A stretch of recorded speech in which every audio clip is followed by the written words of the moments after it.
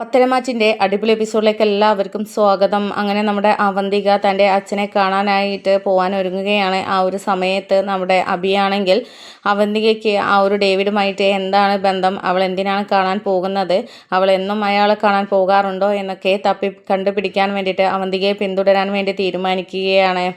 അതേസമയം നമ്മുടെ നന്ദുവും ആദർശും നയനയും ആവട്ടെ ജ്വല്ലറിയുടെ തലപ്പത്തിരിക്കുന്ന ആൾ ആ ഒരു ഹോട്ടലിൽ ഉണ്ടാകും എന്ന് കരുതിയിട്ട് ചിന്തിച്ചിട്ട് അവിടെ റെയ്ഡ് ചെയ്യാനുള്ള തീരുമാനം എടുക്കുകയാണ്. അതിന് മുത്തശ്ശൻ്റെ സഹായം തേടുകയും ഒക്കെ ചെയ്യുന്നുണ്ട്.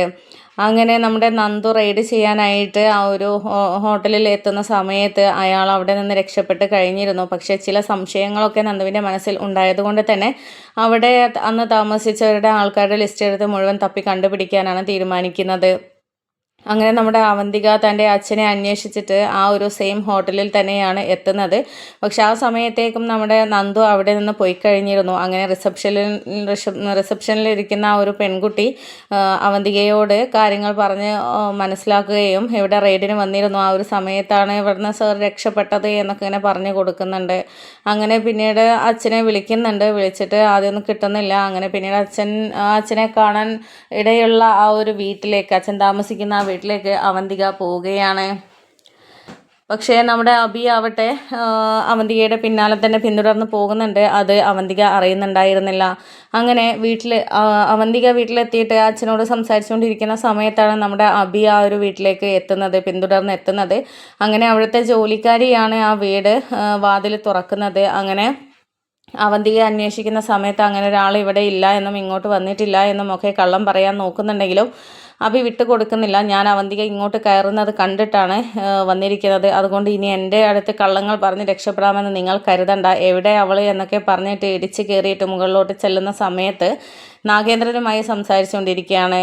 പക്ഷേ ആ ഒരു കാഴ്ച കണ്ടിട്ട് അഭി വരുന്ന കാഴ്ച കണ്ടാകെ ഞെട്ടിത്തെരിച്ച് നിൽക്കുകയാണ് നാഗേന്ദ്രൻ. അങ്ങനെ ഇയാൾ ആരാണ്, നീ എന്തിനാ ഇവിടെ വന്നത്, നിനക്ക് എല്ലാ ആണുങ്ങളുമായിട്ട് ഇവിടെ പരിചയമാണല്ലോ, നീ എന്തിൻ്റെ പുറപ്പാടാണ്, എന്തിനാ ഇവിടെ വന്നത്, ആരെ കാണാനാണ് വന്നത് എന്നൊക്കെ വാദോരാതെ ചോദിച്ചുകൊണ്ടിരിക്കുകയാണ്. ആ ഒരു സമയത്ത് അവന്തിക ഒന്നും മിണ്ടാതെ നിൽക്കുകയായിരുന്നു. പക്ഷേ നാഗേന്ദ്രനാണെങ്കിൽ നിനക്കെന്നെ മനസ്സിലായില്ലടാ, നീ എൻ്റെ മുഖത്തേക്കൊന്ന് സൂക്ഷിച്ച് നോക്കിയേ എന്നൊക്കെ പറയുന്ന സമയത്ത് അഭി നോക്കുന്നുണ്ടെങ്കിലും അഭിക്ക് മനസ്സിലാവുന്നുണ്ടായിരുന്നില്ല. എന്നിട്ട് ആ സമയത്ത് നാഗേന്ദ്രൻ പറയുന്നുണ്ട്, സ്വന്തം അച്ഛനെ മനസ്സിലാവാത്ത ഒരു മകൻ എന്തോന്നാടേ എന്നൊക്കെ ഇങ്ങനെ പറയുന്ന സമയത്ത് അഭിക്ക് സങ്കടം വന്നിട്ട് അച്ഛനെ പിന്നെ കെട്ടിപ്പിടിക്കുകയും ഒക്കെ ചെയ്യുന്നുണ്ട്. അപ്പോൾ ആ സമയത്ത് അഭി പറയുന്നുണ്ടോ, ഞങ്ങളെ ഉപേക്ഷിച്ചിട്ട് പോയതല്ലേ, മക്കളുണ്ട് എന്നുള്ള ചിന്ത അച്ഛനില്ലായിരുന്നല്ലോ എന്നൊക്കെ ഞാൻ ചോദിക്കുന്ന സമയത്ത് ഉപേക്ഷിച്ചു പോയി എന്നത് നിൻ്റെ അമ്മ പറഞ്ഞത് കേട്ടിട്ട് നിങ്ങൾ വിശ്വസിക്കുകയല്ലേ, നിങ്ങളുടെ അമ്മ എന്തൊക്കെയാണ് പറഞ്ഞ് ഏകദേശം തന്നിട്ടുള്ളത് എന്നുള്ളത് എനിക്കറിയാം.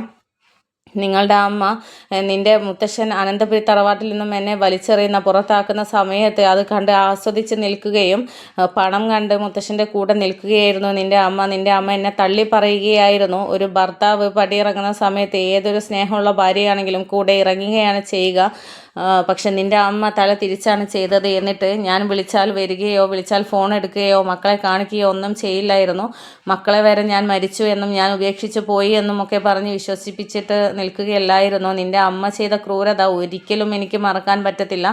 അനന്തപുരി തറവാട്ടിൽ നിന്ന് നിൻ്റെ മുത്തശ്ശനെ പടിയിറക്കിയിട്ട് ആ സ്ഥാനത്ത് എനിക്ക് ഇരിക്കണമെന്നുണ്ട്, പക്ഷേ അവിടെ നിൻ്റെ അമ്മയോട് ഞാൻ ഒരു ദയയും കാണിക്കില്ല എന്ന് പറയുകയാണ്. അപ്പോൾ ഏകദേശം അഭിക്ക് തൻ്റെ അമ്മയുടെ സ്വഭാവവും ക്രൂരതയും അച്ഛനോട് ചെയ്തിട്ടുള്ള കാര്യവും ഒക്കെ തുറന്ന് പറയുമ്പോൾ അതൊക്കെ മനസ്സിലാക്കി എടുക്കുകയാണ്. ജലജ ഒരു ക്രൂരയാണ് എന്നുള്ളത് അഭി മനസ്സിലാക്കുകയാണ്.